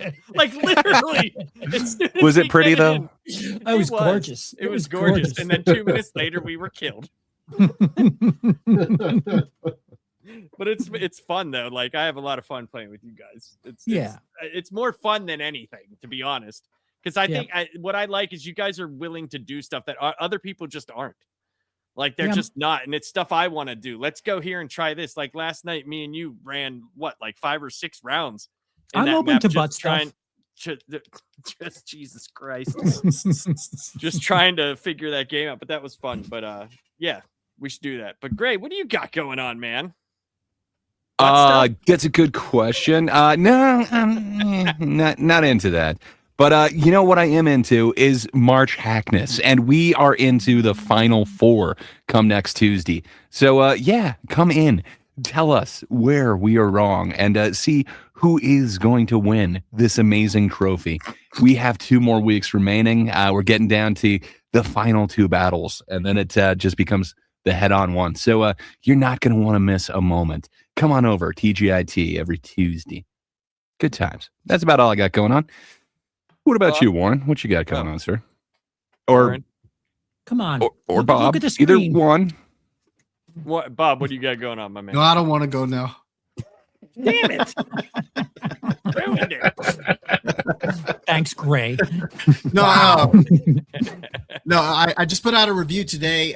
Project Hail Mary. Went to see that last night. Really liked that. And, Oh, hell yeah. And then we got Dad's turn to talk on Tuesday. We're actually gonna be talking about Project Hail Mary on that stream as well, as we got one of our guests coming on who's really excited to talk about that one. So we're gonna go ahead and talk about that as a group. So we're looking forward to that.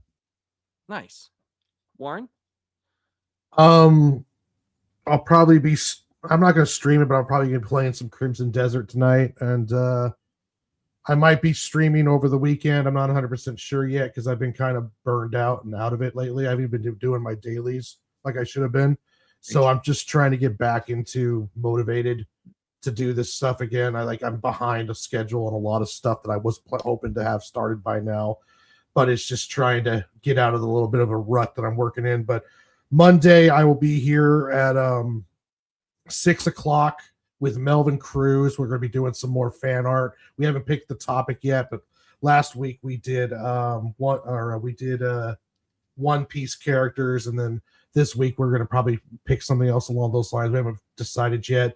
Tuesday I'll be doing my normal fan art show as I'm getting ready for my April show, and then we'll see how the rest of the week goes. But mostly I'm going to take a break from Arc Raiders until the new DLC comes out in April with the new map, because my last trip through the Raider topside, I almost broke my controller and deleted the game. So, and I felt terrible because after being ratted twice, it's like, well, fuck it, I'm going to shoot somebody. And then I shot somebody, broke their shield, and they messaged me with this why ?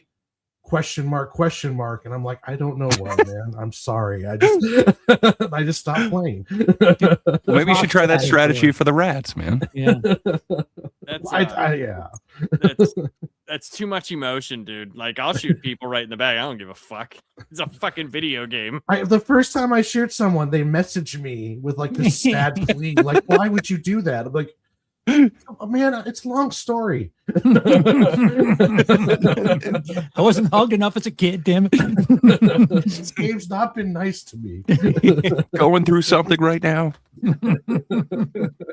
Well, I think tomorrow, unless you want to do it on Sunday, we might do Spider-Man Wolverine 2. Unless you want to do it, we could do it Wednesday if you're not up for it this weekend. Well, I'm going to work tomorrow, but I'll be home by 4 my time. So we can. All right. Well, just let me know. Just let me know. If not, we'll just plan on doing it Wednesday. But yeah, next Tuesday, this Tuesday coming up, we got TGIT March Hackness, the Final Four. The Final Four. That's amazing to think about. The Final Four. Who is going to advance? I don't even know. It's insane. The votes haven't been tallied yet. Yeah, vote. So, there's still time. Still time to vote. But then I'm ever so closer to releasing a couple of videos that I just do them in my spare time because like I'm supposed to have downtime from work, but it hasn't been happening.